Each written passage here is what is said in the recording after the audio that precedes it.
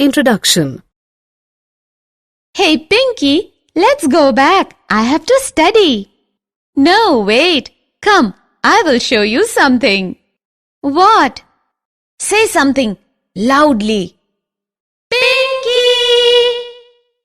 Wow, what is this? This is called the echo. Echo? Interesting. Yes, echo of the sound. Do you want to know more about this? Yes, please tell me. Come, today I will tell you everything about sound.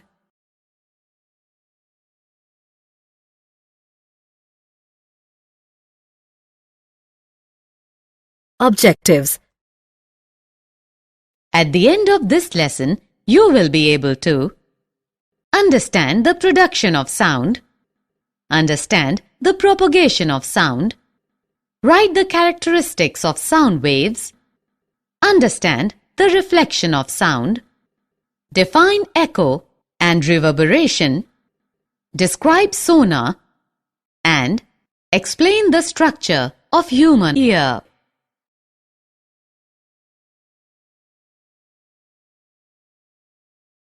Production of sound. Students, we know that sound is a sensation or a feeling that we hear. Sound is produced with a vibrating object. The motion of materials or objects causes vibrations. Vibration means a kind of rapid to and fro motion of an object. Let us look at some examples of how certain sounds are produced. Human voice. The sound of the human voice is produced due to vibrations in the vocal cords. Animal sound. When a bird flaps its wings, a sound is produced.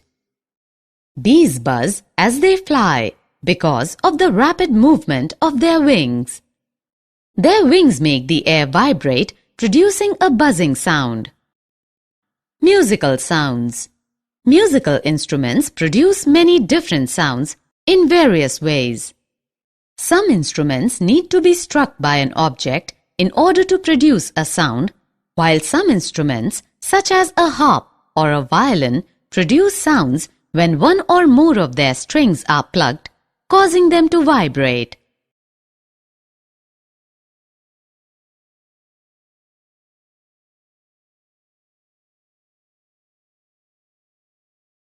Propagation of sound. For sound to be generated and heard, it must have three things. They are a source, a medium through which to pass, and a receiver.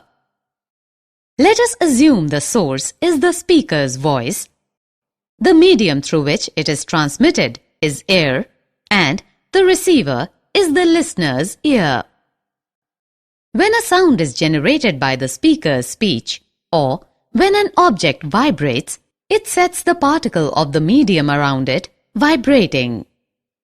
The particles do not travel all the way from the vibrating object to the ear. A particle of the medium in contact with the vibrating object is first displaced from its equilibrium position.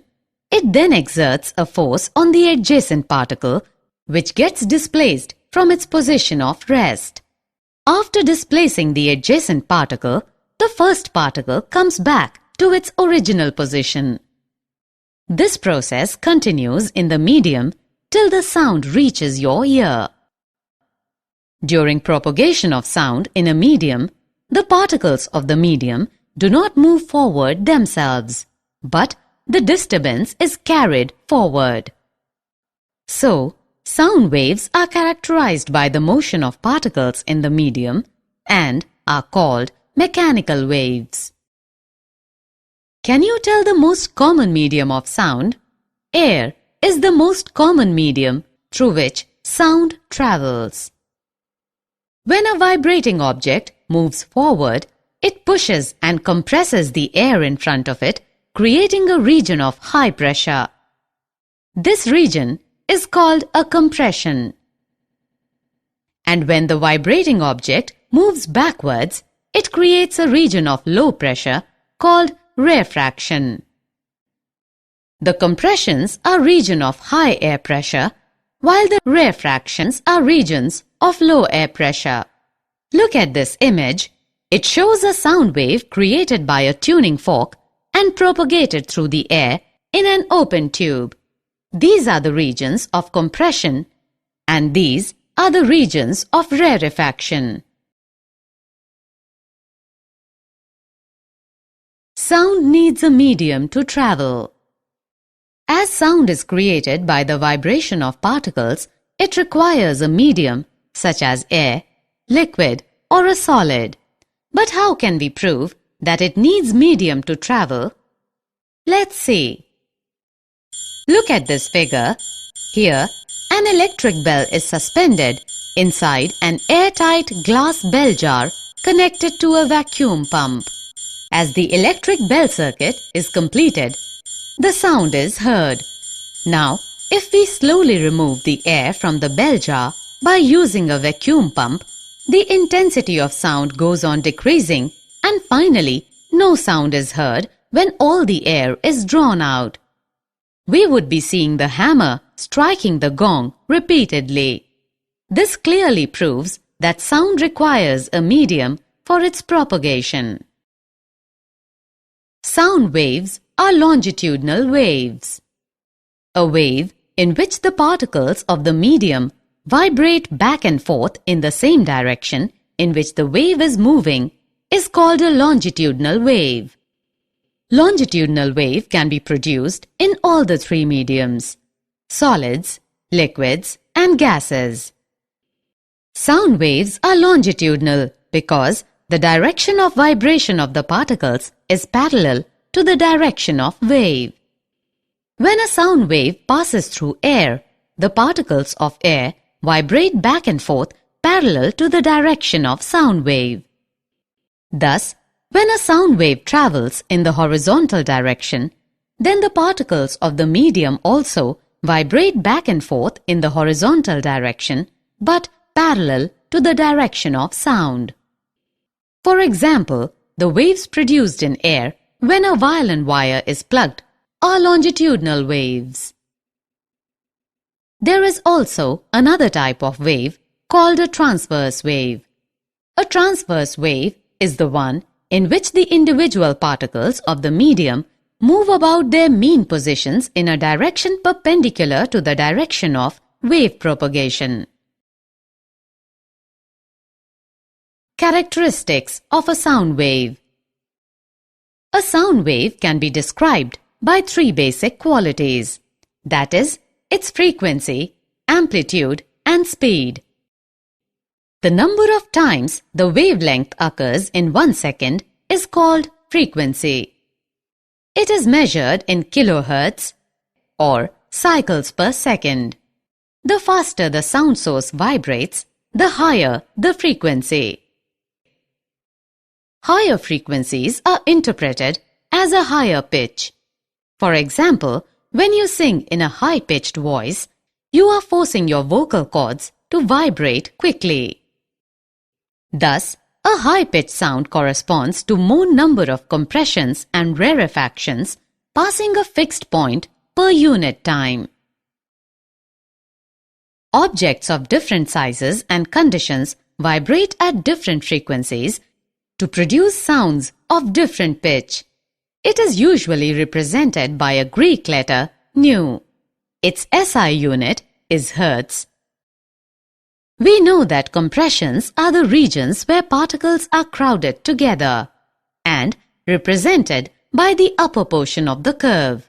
The peak represents the region of maximum compression. Thus, compressions are regions where density as well as pressure is high. Rarefactions are the regions of low pressure where particles are spread apart and are represented by the valley, that is, the lower portion of the curve. A peak is called the crest and a valley is called the trough of a wave. The distance between two consecutive compressions or two consecutive rarefactions is called the wavelength. The wavelength is usually represented by a Greek letter lambda. Its SI unit is meter, m. The time taken by two consecutive compressions or rarefactions to cross a fixed point is called the time period of the wave. It is represented by the symbol T. Its SI unit is second. Frequency and time period are related as nu is equal to 1 upon T. The strength or power of a wave signal is called its amplitude, or the height of the wave when viewed as a graph is the amplitude. The loudness or softness of a sound is determined basically by its amplitude. The amplitude of the sound wave depends upon the force with which an object is made to vibrate. Speed. The speed of sound is defined as the distance with which a point on a wave, such as a compression or a rarefaction, travels per unit time. We know that speed, u is equal to distance upon time, which is equal to lambda upon t. Here, lambda is the wavelength of the sound wave. It is the distance travelled by the sound wave in one time period of the wave. Thus, u is equal to lambda into nu. That is, speed is equal to wavelength into frequency. Speed of sound in different media. The speed of sound depends on the material through which it's passing. It is greater in solids than in liquids or gases because the molecules in a solid are closer than in a liquid or gas. In this table, you can find the speed of sound in different media at 25 degrees Celsius.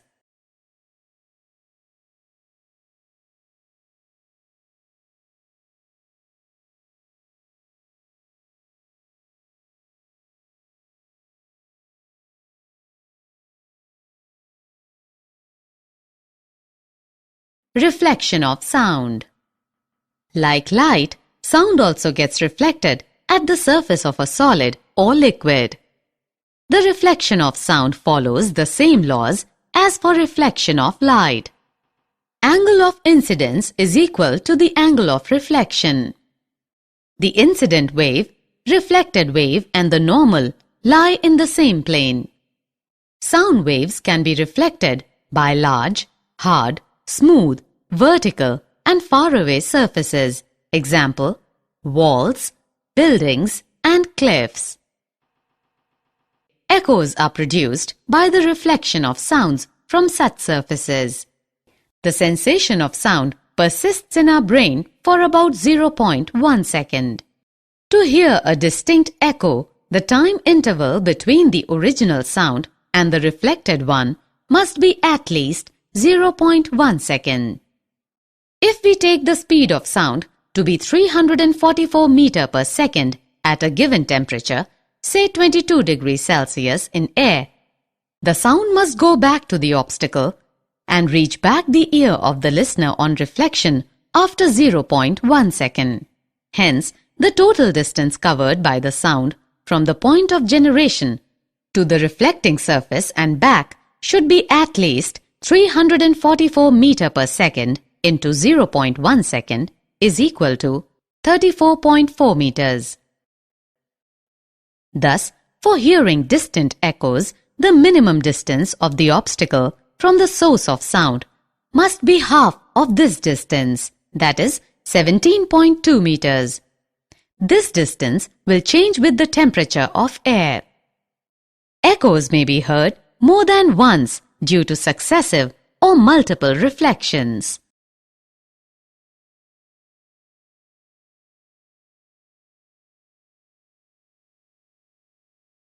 Reverberation. The repeated reflection that results in this persistence of sound is called reverberation. A reverberation is perceived when the reflected sound wave reaches your ear in less than 0.1 second after the original sound wave. For example, a sound created in a big hall will persist by repeated reflection from the walls until it is reduced to a value where it is no longer audible. Let's now solve a problem. A person shouts near a cliff and hears the echo after 5 seconds. What is the distance of the cliff from the person if the speed of the sound v is taken as 300 meters second raised to the power minus 1? Given that the speed of sound v is 300 meter second raised to the power minus 1. Time taken for hearing the echo t is 5 seconds. Distance travelled by the sound is equal to v into t, which is equal to 300 meter second raised to the power minus 1 into 5 seconds is equal to 1500 meters. In 5 seconds, sound has to travel twice the distance between the cliff and the person. Hence, the distance between the cliff and the person is 1500 meters by 2, that is 750 meters.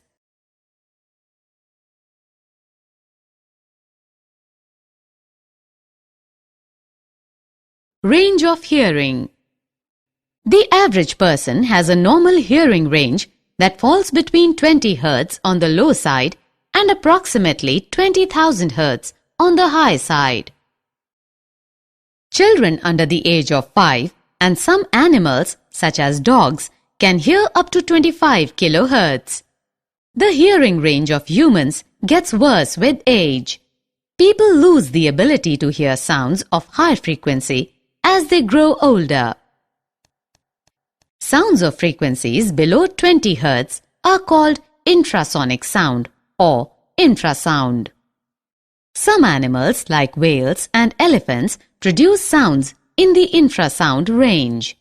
Frequencies higher than 20 kHz are called ultrasonic sound or ultrasound. Dogs can hear some ultrasound, thus a dog trainer can use an ultrasound whistle to call his dog. Ultrasound is even more important for bats because they rely on ultrasound to see the world. Applications of ultrasound. We use ultrasounds in industries and for medical purposes. Ultrasounds are able to travel along well-defined paths, even in the presence of obstacles. The doctors use a high-frequency ultrasound handheld transducer to scan the mother's abdomen. It is generally used to clean parts located in hard-to-reach places, for example, spiral tube, odd-shaped parts, electronic components, etc. Ultrasounds can be used to detect cracks and flaws in metal blocks. Ultrasonic waves are allowed to pass through the metal block and detectors are used to detect the transmitted waves. If there is even a small defect, the ultrasound gets reflected back, indicating the presence of the flaw or defect. Ultrasound is used for echocardiography. In this, the ultrasonic waves are made to reflect from various parts of the heart and form the image of the heart. Ultrasound is also used to break small stones formed in the kidneys into fine grains. These grains later get flushed out with urine.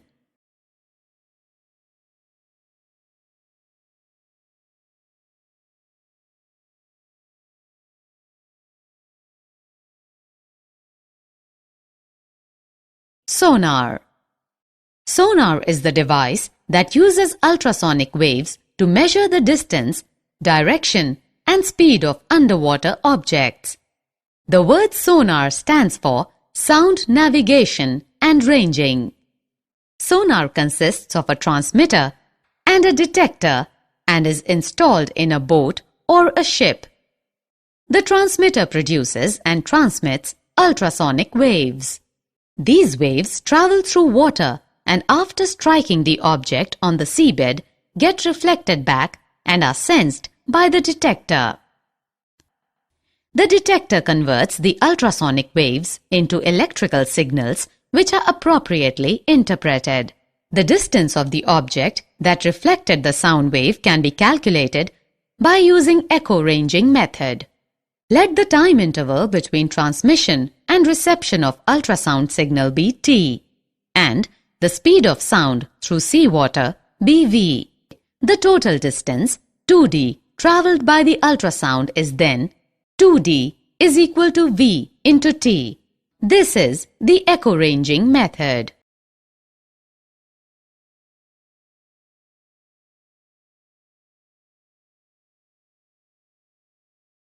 Structure of the human ear. The ear consists of three basic parts: the outer ear, the middle ear, and the inner ear. Each part of the ear has a specific role in the task of detecting and interpreting sound. The outer ear is called pinna. It collects the sound from the surroundings. The collected sound passes through the auditory canal. At the end of the auditory canal, there is a thin membrane called the eardrum or tympanic membrane. The eardrum moves inward and outward as the compression or rarefaction reaches it. In this way, the eardrum vibrates. These vibrations are amplified by the three bones, namely the hammer, anvil, and stirrup in the middle ear. The middle ear transmits these vibrations to the inner ear. Inside the inner ear, the vibrations or the pressure variations are converted into electrical signals by the cochlea. These electrical signals are sent to the brain via the auditory nerve, and the brain interprets them as sound.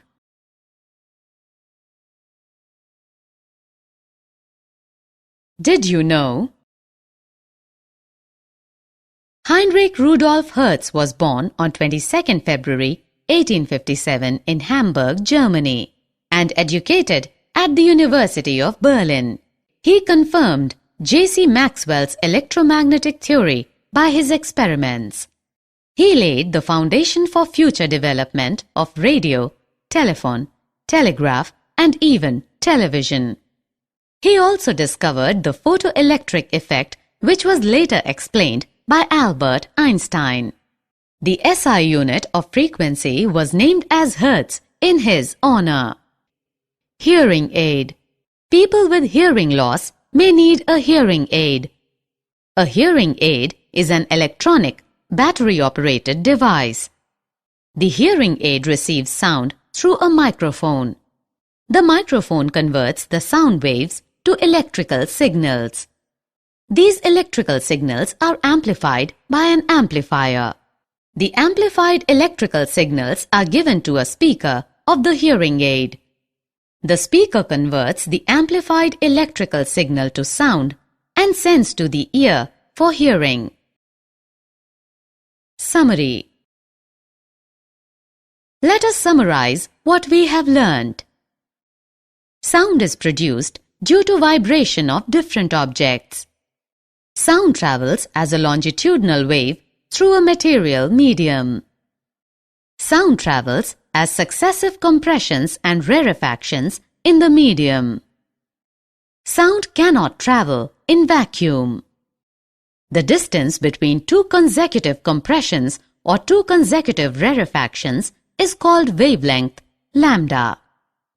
The time taken by the wave for one complete oscillation of the density or pressure of the medium is called the time period, T. The number of complete oscillations per unit time is called the frequency, nu is equal to 1 upon T. The speed u, frequency nu, and wavelength lambda of sound are related by the equation u is equal to lambda into nu. The speed of sound depends primarily on the nature and the temperature of the transmitting medium. The law of reflection of sound states that the directions in which the sound is incident and reflected makes equal angles with the normal to the reflecting surface, and the three lie in the same plane. For hearing a distinct sound, the time interval between the original sound and the reflected one must be at least 0.1 second. The persistence of sound in an auditorium is the result of repeated reflections of sound and is called reverberation. The audible range of hearing for average human beings is in the frequency range of 20 Hz to 20 kHz. Sound waves with frequencies below the audible range are called infrasonic, and those above the audible range are termed ultrasonic. Ultrasound has many medical and industrial applications. The sonar technique is used to determine the depth of the sea and to locate underwater hills, valleys, submarines, icebergs, sunken ships, etc.